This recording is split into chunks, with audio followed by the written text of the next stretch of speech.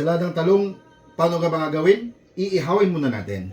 Iihawin muna natin itong talong guys para maging ensalada siya.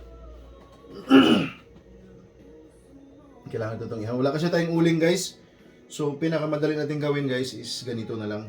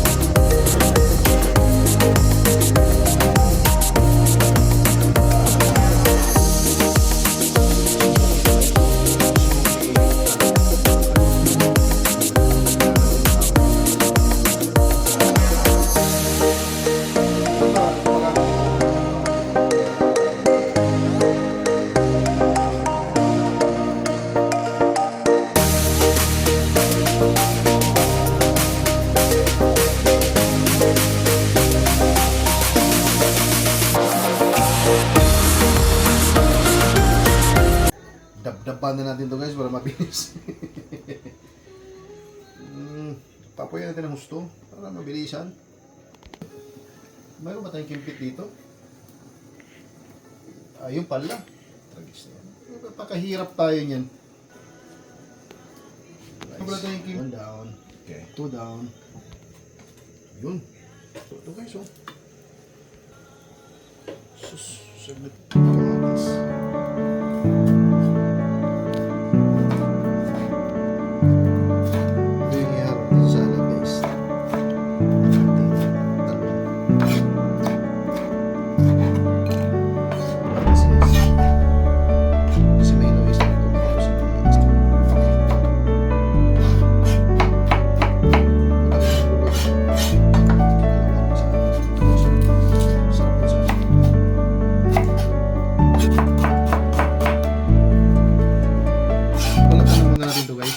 Diba? Ang balat.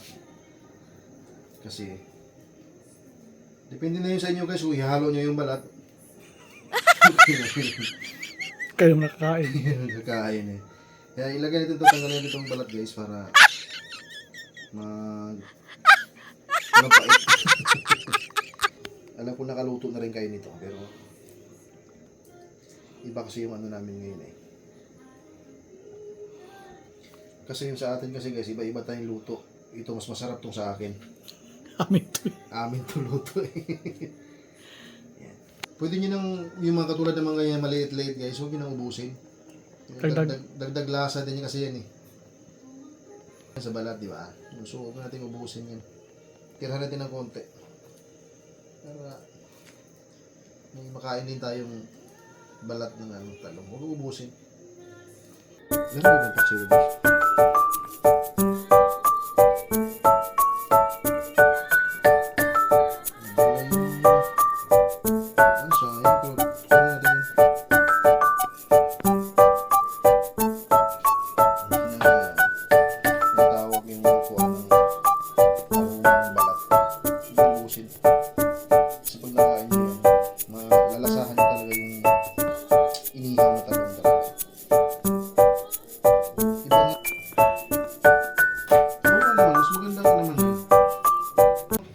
Durugin na natin to guys.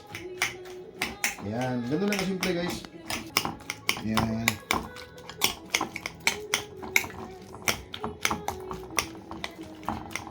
Mas maganda pa ngayon, huwag nang durugin eh. Pero durugin natin para saka, wala man lemon dito. Lagay ito yung suka guys. Yun. Lemon guys. Sikip. Bigay mo na lang.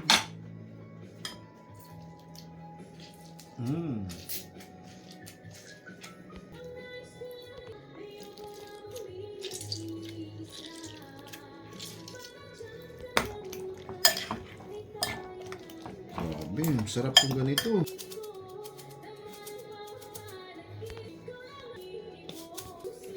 Kunti paminta guys para Yan. Ito na suko na konti guys para pang tanggal ng ano, asim. Mutan guys. Sambuanga daw. Bagoong guys oh.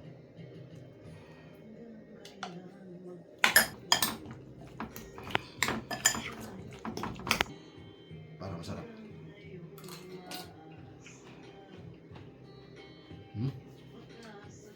Pwede na guys. Ikaw ba yun, Mags?